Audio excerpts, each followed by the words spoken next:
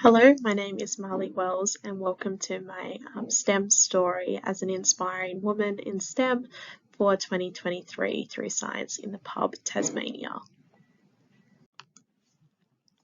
So, to be, not to seem to be. And how I interpret this saying is that by being true to oneself is built on being sincere and genuine and not just appearing to be that. And that when life gives you challenges, being honestly and truly yourself will allow you to have the strength to overcome them. But let's put a pause on the philosophical stuff for just a second. Tassie. I moved here when I was 8 years old from sunny Queensland, and it was a lot to get acclimatised to in more ways than just the weather. Me, my mum and dad moved to a remote area of Tasmania, one you might have heard of, been to, or visited, or maybe not. The Tasman Peninsula, located about 2 hours from Hobart and about 90 kilometres from the nearest traffic light. A place you might have to squint to see on a map. More specifically, I lived and grew up in White Beach and went to school in Ubina, which was just around the road. And honestly, a map could never do the beauty of my home justice. The beaches, the hills, the rocks, the sand dunes, the waves, the animals, the history, the beauty. Pretty awesome place to grow up in. Now, where I went to school was pretty special too. Tasman District School. I went to primary and high school here, and there was about 200 kids on a good day from kinder all the way through to grade 10. And that's me just there. You'd see cows being born some days, plant and weed gardens, play music outside, go on excursions to the Capes, Pillar, Row and Hoy. Go to Roaring Beach or Crescent Bay and play in the sand dunes. And all of these things I got to do at school. And that little quote at the start, well, that was my school motto. But a bit more on that later. Throughout school and when you're growing up, you of course ask yourself, what will I be when I'm older? Well, tough question, hard one for me. I knew I loved biology and health science classes and enjoyed those weeks in high school when we were learning about DNA, bones and muscles, and when we could get those microscopes out. But I remember thinking at my school there wasn't something that felt exactly like me, like something I might not have discovered yet. And I think somewhere along the way someone mentioned psychology. I don't really know why we never had classes on it. I just like listening and talking with people, so I think that's why it clicked. And that's what people said I should be, but that's obviously easier said than done. So for a long time I thought, yeah, I'll be a psychologist. But people from my school don't really go to university, neither of my parents did. How do I even do that? And now my parents were really encouraging of me, so there was no pressure either way for me to reach this goal. It was just something I really wanted to do for myself. And I knew I was going to have to move out of home or travel on a bus to continue my studies. I felt like I was already showing up late for something I hadn't even started yet. Starting the race just a few paces back. And spoiler alert, I'm not a psychologist, but as the point to any good story, sometimes the character changes their mind a little bit along the way. Now, at the start of my journey, I felt a bit like I was sitting at the bottom of a really big mountain that I was going to have to climb to get where I wanted to be.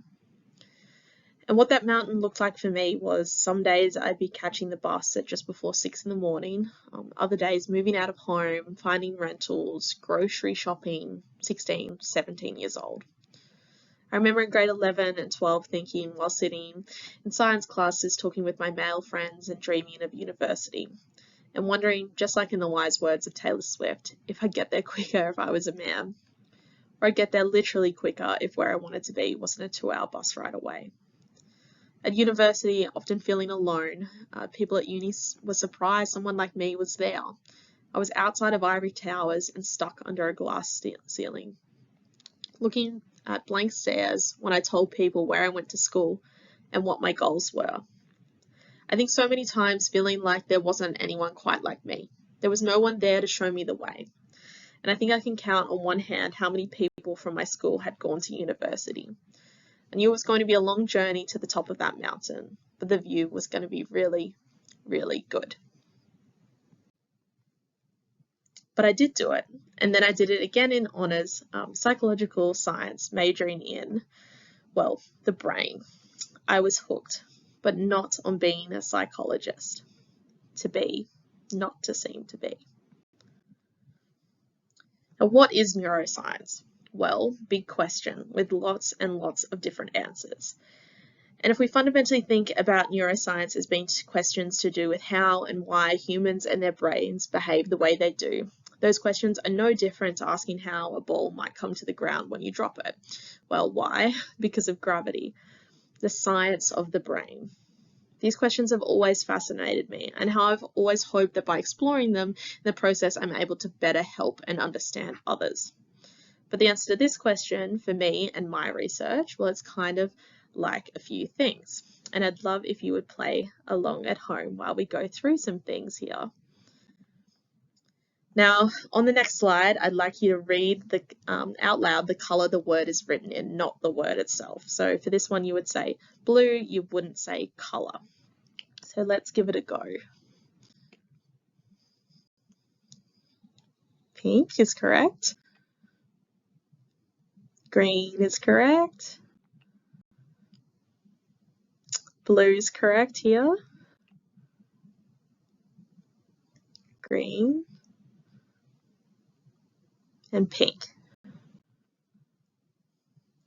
Now, for our next task, which way is the fish in the middle of the screen swimming? So, right, nice. Left. Now this time I'm still focusing on the middle of the screen. Which way is the center fish swimming? Nice. If you said left, that would be correct. And then for these next ones,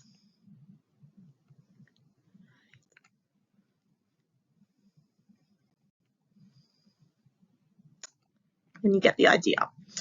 But why were some of these things more challenging to do than some others? Well, our brains are pretty good at taking in lots and lots of information all at once and filtering what's relevant and what's not. However, the irrelevant or automatic information does sometimes seep in, even when we don't want it to, like the meaning of the word interfering with the color or the fish swimming next to the one in the middle. What I'm specifically interested in is how brain activity reflects these types of things. In other words, how does someone's brain activity inform their behavior? And what does their behavior tell me about their brain activity? From this, there's sort of various different questions as to how and why certain people may have greater difficulty with these tasks than others.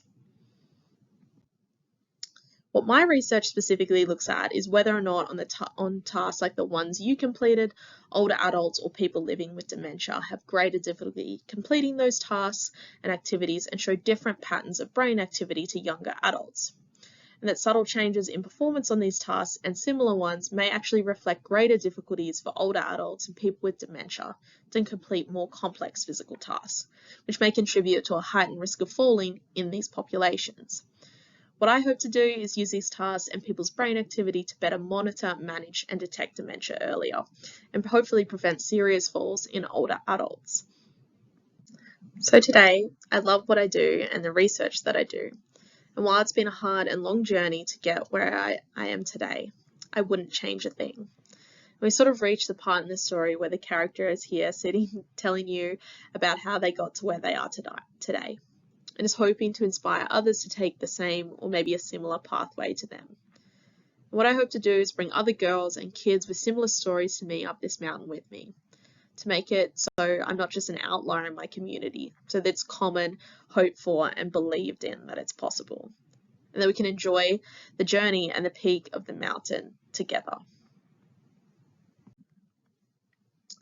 And first, I want to tell you about some stats that I had to overcome and stats that women and girls and students in rural schools still face today. Students in rural areas around Australia, like the one I grew up in, are 1.5 years behind in science and are 20% less likely to complete schools compared to the students in the city. And according to the Department of Education, the top 10 career aspirations for teenage girls in Australia included teaching, nursing, and beauty, which are of course all valuable and important careers. However, unlike the girls' top 10 list, the boys' top 10 list included engineering, transport, ICT, and being a science professional. None of these featured on the girls' list. There is a clear gap between women and girls getting into and involved in STEM. And just last year, women make up 36% of enrolments in university STEM courses and just 16% of vocational courses. Clearly, this gap continues for women and girls throughout their life, and that for girls in rural schools, the gap is further widened, feeling like the odds are stacked against them. And with the grant, I intend to travel to district schools around Tasmania. These schools are simply underfunded and overlooked. And students in these areas already have less opportunities purely based on their geographical location. And I think that is simply not fair, especially when the spark for science lives in these schools, but it just might not have been found yet. At these schools, I intend to present neuroscience workshops to engage interest in this area. Psychology and neuroscience aren't subjects touched on until students reach year 11 and 12. And as we know, a lot of students from district schools don't ever get to make it this far into their education. And for girls, these areas might not be something they have even thought of as a potential career path. And I'll be presenting some of the tasks like you guys completed, along with explaining how things like illusions work and what these funny brain cell things we call neurons are. And I think there's just no way of knowing if you're really interested in an area if you never actually get to see it. During these workshops, I'll also be presenting a how-to on sort of transition from a rural school to a higher education, and that you can be a woman in science. Pathway planning, where you sort of organise where you were going to college and what ATAR you needed, was something that I found was really useful for me in school. But unfortunately, a lot of the funding for this for district schools has since been taken away. And while I don't know the cheat codes or have it all figured out, I hope to use my knowledge to help them get skills needed to simply enroll in units, catch the right bus, or apply for certain scholarships. So wherever a student might be on this mountain, I hope to show them that it's really not as scary as it seems. Through these things, I hope to be a good role model for both students from rural schools and young girls interested in science.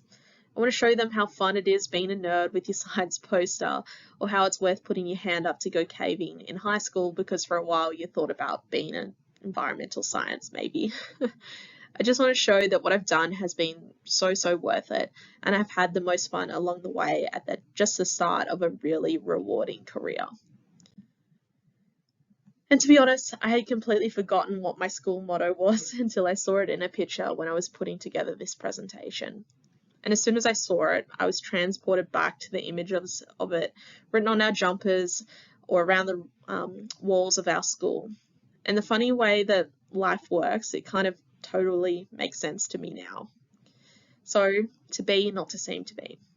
I think I spent a lot of my life seeming to be something I'm not, and not being who I actually wanted to be and who I am. So to overcome challenges, I think we must have integrity and be truthful. I'm a woman in neuroscience from a rural school on the Tasman Peninsula. Be who you are, and you can overcome the odds. Thank you so much for listening.